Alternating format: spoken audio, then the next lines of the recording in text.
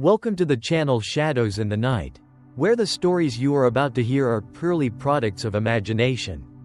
Entirely fictional, but if you are listening at night, in a quiet space, perhaps you should turn on an extra light. Now, let us begin episode 2, featuring short ghost stories. The first story: Rules for Camping During Cherry Blossom Festival in Kyoto. I arrived in Kyoto at the height of cherry blossom season. The entire city was washed in pale pink, narrow streets carpeted with fallen petals, the air carrying the faint scent of damp wood and incense drifting from ancient temples. I rented a small room in an old-style guest house, where the hallways were narrow. The wooden floors creaked under every step, and at night it always felt as though someone was whispering behind the thin paper walls. On the very first evening, the landlady handed me a neatly folded sheet of paper, her handwriting careful and precise. "These are the house rules. You should read them before you go to sleep," she said in a low, slow voice. Her eyes were complicated, as if she were hesitating between saying more or remaining silent. I unfolded the paper. Inside were only a few short lines, written in both English and Japanese. "Do not open the window after midnight. If you hear footsteps in the hallway, do not go outside to look. If you see a figure standing beneath the cherry blossom tree in front of the house, absolutely do not greet it." I laughed, assuming it was just an old-fashioned way to scare tourists. I thanked her, went upstairs, and stuffed the paper into my backpack. That night, I lay on the futon, watching moonlight stream through the window, illuminating the drifting cherry blossom petals in the courtyard. My phone displayed 11:58 p.m. The silence was so deep I could hear the wind moving through the branches, carrying a sweet but slightly heavy fragrance, like flowers mixed with damp soil after rain. When the clock shifted to 12 a.m., I suddenly remembered the first rule: do not open the window after midnight. I hesitated for a few seconds, then shrugged. I was on the second floor. What could possibly happen? I slid the window open just a little wider to let the cool air in. Instantly, the atmosphere in the room changed.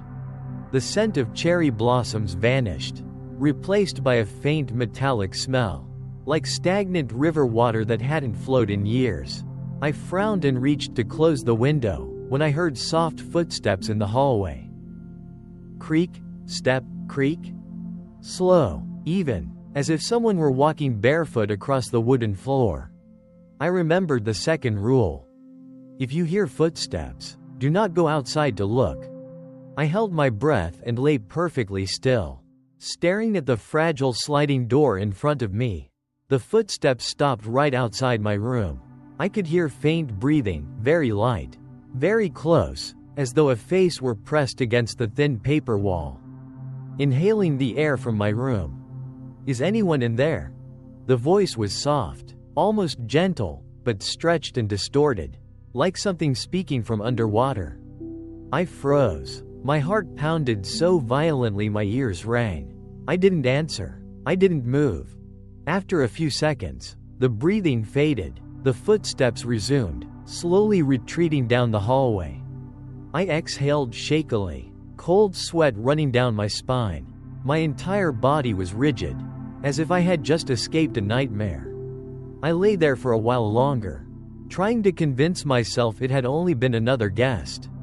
Then suddenly, the moonlight outside the window dimmed, as if something were standing in front of it. I lifted my head, and my heart clenched. Beneath the cherry blossom tree in the courtyard stood a figure, completely still. Long black hair hung forward, covering most of the face. The body was slender, dressed in an old white kimono stained with dark patches, like mud or something worse. The third rule echoed in my mind with terrifying clarity: if you see a figure beneath the cherry blossom tree, absolutely do not greet it. I swallowed hard and tried to look away, but my eyes felt locked onto the figure. Slowly, its head lifted. The face was pale as bone. The eyes were deep black, with no whites at all. The corners of the mouth stretched upward into a wide, twisted smile. "Hello." The voice was no longer gentle. It was hollow, cold, echoing like it came from the bottom of a cavern. "You're new here, aren't you?" Before I could stop myself, my mouth moved on instinct. "Yes," I whispered, my voice trembling, my heart racing wildly. "I am." The moment that sound left my mouth, I felt the air around me freeze solid. The smile on that face stretched wider, as if it were about to split the skin apart. The figure slowly moved forward, not walking, but gliding across the ground without making a single sound, leaving behind long dark streaks across the courtyard. At last, someone answered. The voice came closer, impossibly close, even though I was still on the second floor. "Do you know, we stand here every night, just waiting for someone to greet us back?" Panic surged through me. I slammed the window shut, my heart pounding so violently my chest ached. From outside, I heard a faint scratching against the wooden frame, long fingernails dragging slowly. Scratch, creak, scratch? It sounded like someone trying to pry the window open from below. I stumbled backward until my back hit the wall. My entire body shook uncontrollably, my ears ringing with fear. "Open it." The voice was now so close it seemed to press against the glass. "You already greeted us? You can't pretend you didn't see us." I clamped my hands over my ears and squeezed my eyes shut, whispering prayers for morning to come faster. The scratching continued throughout the night, sometimes near, sometimes farther away, accompanied by overlapping whispers. I couldn't tell if it was one voice or many. The metallic stench seeped back into the room, stronger now, sharper, like blood mixed with rotting flowers. When dawn finally broke, all the sounds stopped abruptly. I opened my eyes. My body felt drained, my shirt soaked with cold sweat. The window was still tightly shut. There were no scratches on the glass, no marks on the wood. Outside, the cherry blossom tree stood quietly in the courtyard, petals scattered across the ground. There was no figure beneath it. I hurried downstairs and found the landlady. I told her everything, from the footsteps to the figure under the tree. She remained silent for a long time, her face slowly drained of color. Then she handed me another piece of paper, older this time, the edges yellowed with age. "There was one final rule," she said in a voice barely above a whisper. "But I didn't dare write it down for you last night." I looked at the last line. My hands turned ice cold. "If you accidentally greet the figure beneath the cherry blossom tree, do not sleep in that room for another night, because starting from the second night, what stands outside your door will no longer be beneath the tree." And when I slowly lifted my head, I noticed something behind me in the hallway. A long black trail of water, like wet footprints, stretching across the wooden floor, leading directly toward the staircase to the second floor, toward the exact room where I had just spent the night. I didn't sleep another second in that room. After seeing the black trail of water in the hallway, I grabbed my backpack and practically ran out of the guest house, ignoring the landlady calling after me in a trembling voice. Kyoto that morning was beautiful. Sunlight filtered through the cherry blossoms, petals drifting down like pink snow. People laughed and chatted as they passed by, completely unaware of the icy grip tightening around my chest. I told myself it had all been exhaustion, an unfamiliar place, those stupid rules getting into my head. I checked into another hotel, modern, brighter, near the city center where the Cherry Blossom Festival was in full swing. That afternoon, I blended into the crowd, sitting beneath the trees among groups of college students, listening to laughter, cameras clicking, beer cans popping open. The air smelled of grilled food, sake, and fresh flowers. Normal, safe. I began to feel foolish for being so paranoid. Until a child gently tugged at my sleeve. I looked down and saw a little girl, maybe 7 or 8 years old, wearing a white dress, her hair tied into 2 low pigtails.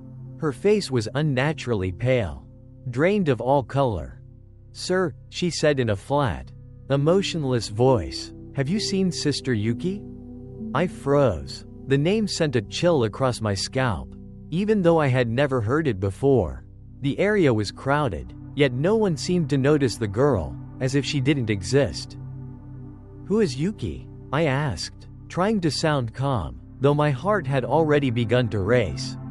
The girl tilted her head, her eyes empty. She pointed toward a narrow path leading to the riverbank. "She's standing under the cherry tree, but she won't come home," the girl said softly, her lips stretched into a faint smile, the corners pulling just a little too far. "Will you help me find her?" A wave of cold slid down my spine. I suddenly remembered a line from an online forum I had skimmed before this trip. Words I had dismissed as nonsense. "Avoid children who ask you to find Sister Yuki." I pulled my arm back and shook my head. "I'm sorry, I don't know anything about that," I said, my voice dry, forcing myself not to look at her. The girl didn't respond. She stared at me for a few more seconds, then turned and walked into the crowd, vanishing among the drifting petals. That night, I returned to my hotel room, locked the door, turned on every light, and told myself it was over. But close to midnight, while scrolling through my phone, a strange notification appeared, from an app I had never installed. "You are invited to join the Cherry Blossom Queen game." I was about to delete it when the screen opened on its own. An image filled the display, a cherry tree by the river. Beneath it stood a figure in a white kimono, back turned, long hair covering the face. At that exact moment, the lights in my room flickered. "Don't join." The whisper came from behind me, soft, close, cold breath brushing against my ear. I spun around, my heart nearly stopped. The room was empty. Only the bathroom mirror reflected the dim light. But across the mirror's surface, faint letters appeared as if written in condensation. "You already greeted her." I staggered back until I hit the wall, shaking uncontrollably. My phone vibrated again. Rule 1. Do not decline the invitation. Rule 2. Do not look into a mirror after midnight. I checked the time. 12:07 a.m. I couldn't stop myself. I turned toward the mirror. The reflection was no longer me. The white kimono figure stood in my place, face pale as bone. Eyes pitch black, mouth stretched into that same familiar, distorted smile. At last, the voice echoed inside my head, without the lips moving. "You finally see." I screamed and hurled my fist into the mirror. Glass shattered violently, shards rained across the floor. But in every fragment, I saw the same face smiling, watching me, moving closer. "The game has begun." The overlapping whispers sounded like dozens of mouths speaking at once. "And you are the next one who must stand beneath the tree." I bolted from the room and ran down the hotel hallway, my footsteps echoing in the silence. The elevator wouldn't open, the stairwell was pitch black, emergency lights flickered weakly. And at the end of the corridor, a familiar figure stood waiting. Long black hair hanging forward, a white kimono trailing across the floor. "Come," the gentle voice called, though the eyes were hollow. "Sister Yuki is waiting for you." And what terrified me most wasn't the figure standing there. It was the feeling inside my own mind. I had begun to want to walk toward it, as if something were pulling my soul out of my body. Because deep down, I understood the truth. From the moment I greeted the figure beneath the cherry blossom tree, I had already become part of the game. I don't remember how long I ran through that hotel hallway. I only know that my lungs were burning, my heart pounding so violently it felt ready to burst. And every time I glanced back, the white kimono figure was still there. It never chased me, but it never disappeared either. It remained at the far end of the corridor, no closer, no farther, as if it only needed me to know it still existed. I rushed down the stairwell. The steps were ice cold. The handrail damp as if someone had just gripped it tightly. That familiar metallic stench returned, not quite blood. More like stagnant drain water mixed with rotting flowers. When I reached the hotel lobby, where there should have been a night receptionist, I found the front desk empty. Dim lights flickered overhead. The sofas were dusty. Not a single person in sight. "Hello? Is anyone there?" I called out, my voice hoarse, throat dry, eyes scanning frantically. No answer. But in the large glass doors facing the street, I saw my reflection. And behind me, in the glass reflection, a figure stood very close. Long black hair nearly brushing my shoulder. I spun around. No one. When I looked back at the glass, the figure was still there, smiling, deep black eyes staring straight at me through my own reflection. "You can't run," the voice whispered, close, too close, echoing inside my head. "From the moment you looked into the mirror, you belonged to this side." I covered my ears and staggered backward until my spine pressed against the cold glass.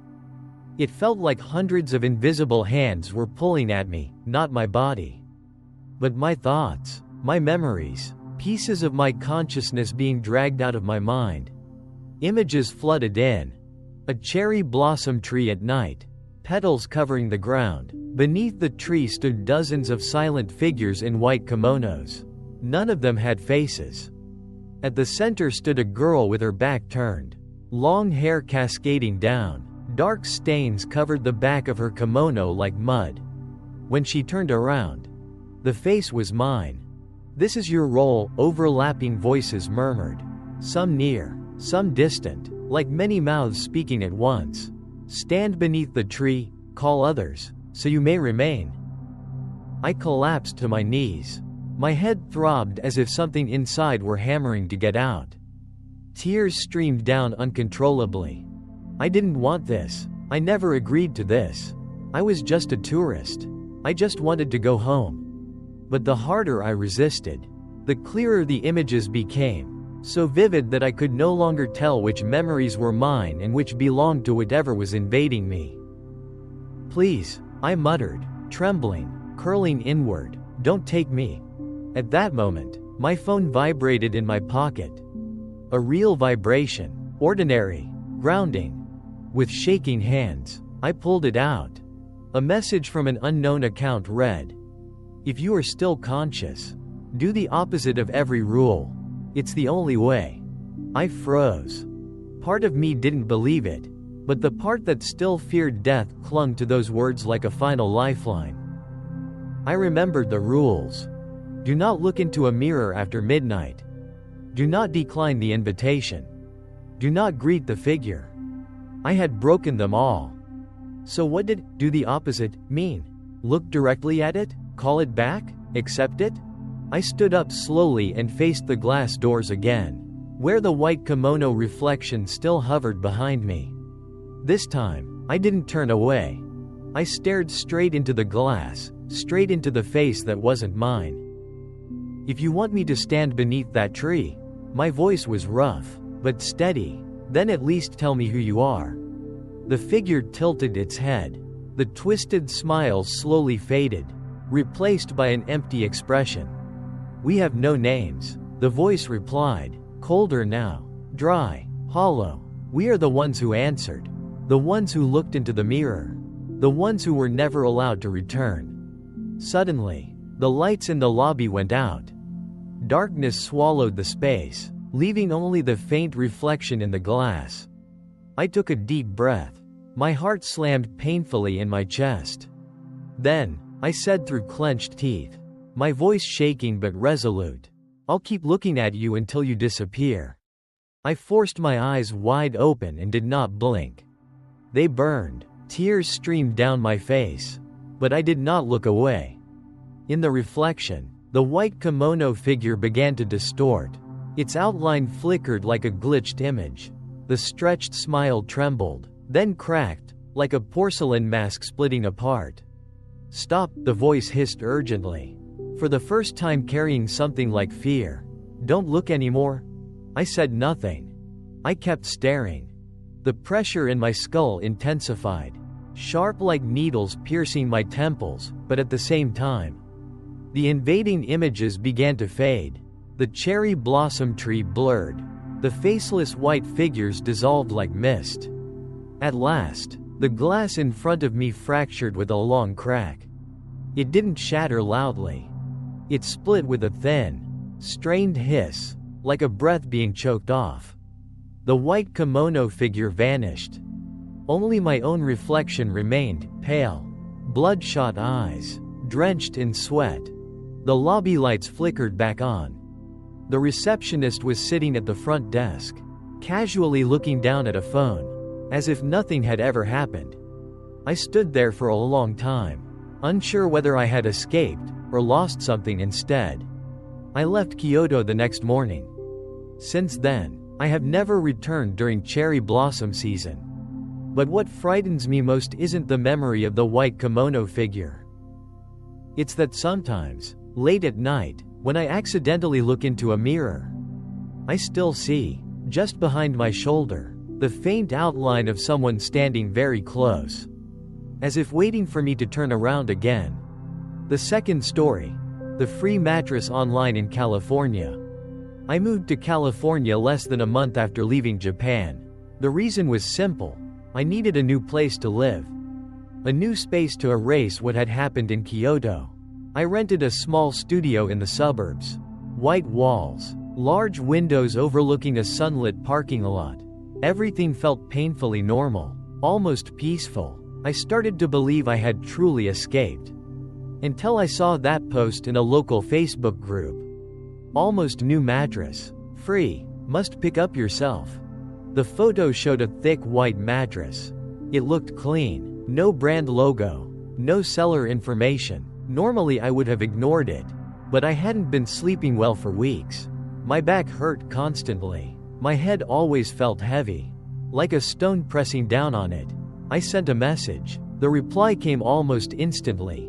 Just an address and a single line. Come after 7 p.m. The house was in an old neighborhood. Yellow streetlights. Grass growing past knee height. No one came out to greet me. The mattress was already placed on the porch, wrapped in thin plastic. I looked around and called out a few times. No answer. The silence felt strange. Only insects buzzing and a thick, musty smell, like fabric that hadn't seen sunlight in years. I carried the mattress home myself. Something about it bothered me, but I didn't think too much of it. That night, I laid it out and tried sleeping on it. The first sensation was too comfortable. Not normal comfort, more like my body was dissolving into it. Sinking down, every trace of exhaustion in my mind fading almost instantly. I slept straight through until morning. No dreams, no waking up in the middle of the night, no whispers. The next morning, I found a folded piece of paper on the mattress, placed near the head of the bed. I didn't remember seeing it the night before. The note was written in black ink, the handwriting messy and uneven. Choose one side of the bed and keep it that way. Place 2 bottles of water beside the bed. Do not leave the bed if you wake during the night. Do not interact if you see someone beside you. Do not forget to pour out the water. I finished reading and laughed. Rules again. After everything I had experienced, I should have been afraid. But at that moment, I was just tired. I tossed the note into a drawer and told myself it was probably some sick joke. The second night, I slept deeply again. But around 3 a.m., I woke up. Not from a nightmare, but from an intense thirst. My throat felt scraped raw, like sand had been poured down it. I reached toward the nightstand. There were no water bottles there. I frowned, suddenly remembering the second rule. Place 2 bottles of water beside the bed. I sighed and started to sit up to go to the kitchen. But the moment I lifted my body from the mattress, a cold sensation ran down my spine, as if someone had just placed a hand on my shoulder. I froze. In my mind, the third rule echoed. Do not leave the bed if you wake during the night. I slowly lay back down, My heart began to race. The room was dark, only faint streetlight filtered through the curtains, just enough to make out the shapes of furniture. And then, on the other side of the bed, I noticed an indentation in the mattress, as if someone had been lying beside me all along. Is someone there?" I whispered, my voice trembling slightly, straining to catch the smallest sound. There was no answer. But the indentation beside me slowly deepened, as if something were turning over, facing me. I could clearly feel a cold breath against my neck. It didn't smell human. It carried a damp, stagnant odor, like water sitting too long in a pond. The fourth rule flashed in my mind with terrifying clarity. Do not interact if you see someone beside you. I clenched my teeth and squeezed my eyes shut, pretending to be asleep. Then I heard the voice. "Are you thirsty?" It was very close, very low, whispering directly into my ear. Not distinctly male or female, more like something attempting to imitate a human voice. "I have water, plenty of water?" I didn't respond. My entire body locked up. Cold sweat covered my skin even though the room wasn't warm. The indentation shifted slightly, and I felt the mattress tremble, as if something were crawling closer to me. "Drink," the voice grew more urgent. The icy breath hit my face. "You'll feel better, just like the others." In that instant, an image flashed through my mind. Dozens of people lying on identical mattresses. Eyes closed, mouths slightly open, empty bottles beside them, their bodies shriveled, like all the moisture had been drained from within. I jolted upright on instinct. Immediately, the room went pitch black, as if the light had been sucked out of existence. The indentation vanished, but in its place stood a tall shadow beside my bed, nearly touching the ceiling. Its form was slick and undefined. No clear limbs, its surface glistening wet like frog skin. "You broke the rule," it said, no longer whispering. The voice slammed directly into my skull. Sharp and painful. "Now you must compensate." I scrambled backward, knocking into the table and crashing onto the floor. In my panic, I noticed that 2 water bottles had appeared on the nightstand. Full, crystal clear. But the liquid inside wasn't water. It was slightly cloudy, shimmering faintly, as if something inside was moving. The last line from the note surfaced in my mind. "Do not forget to pour out the water." I don't know why I did it, but I grabbed both bottles, ran into the bathroom, twisted off the caps, and poured them straight into the sink. The liquid had no smell, but when it splashed onto my hand, it felt ice cold, so cold it numbed my skin instantly. Behind me, I heard a scream. Not human. More like something being crushed, melting. The room shook. The mattress on the bed swelled upward, then collapsed, as if a body were convulsing one final time.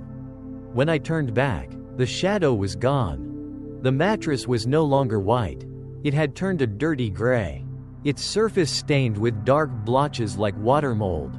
The unnatural comfort had vanished, replaced by a faint, sour smell, like damp human skin left too long without air. The next morning, I dragged the mattress to an empty lot behind the building and set it on fire. The flames caught quickly, but as it burned, I swear I heard faint whispering from inside the fire, repeating the same sentence over and over. "Is there any water left?" I thought it was over. Yet even now, sometimes at night, lying on a different bed, I still wake up with an unbearable thirst. And though the room is completely empty, I can clearly feel that something is lying beside me, patiently waiting for the night I forget to place the water bottles next to the bed again. The series ends here. I want to remind you that all the stories you've just heard are entirely fictional, created solely for entertainment and storytelling purposes. They are not real. Thank you for following this series all the way to the end. If you found these stories chilling and compelling, don't forget to like and subscribe to support Shadows in the Night and stay tuned for more horror series coming soon. I'll see you again in the next stories, on darker nights. And with fears that run even deeper.